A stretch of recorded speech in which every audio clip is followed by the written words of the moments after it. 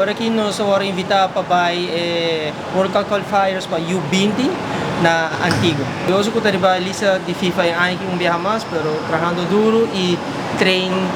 por semana, mínimo 3-4 dias por semana, se treino para nós, quanto nos meses feito e teoria na mês estava dependendo. O mensagem que eu tenho para a RF com agora que está beija, está para trás duro e quando minhas coisas estão lo que vira refri portar dia no futuro, trás duro, assim você best, coisa, mas não está em a parte de refri, fitness está o passaporte, passou sem fitness, vou forçar a bugi de teoria foi de boca cabeça, para isso não está se chega na nível de refri de FIFA, então conselho está bom se tem fitness para mim, once você tem fitness, então agora bom se vai com fitness que teoria, vamos pôr pareu para você chegar, caminhar porque chega e assim também você chegar na dia tem badge FIFA. Com 10 anos nota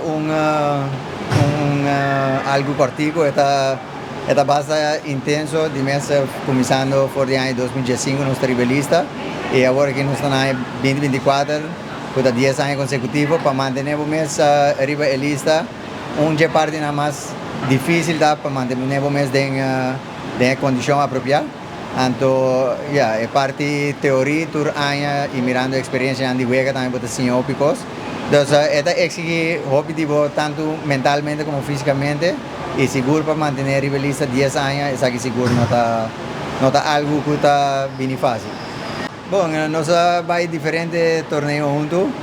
pero me serviça onde estão mais grande que nós vamos juntos, tá fase na final de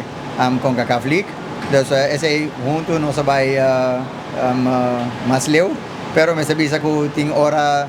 a mitad sali para outro vez que não hora invitar e vice-versa. Então, pero é conjunto nós participamos mais leu da CONCACAF League.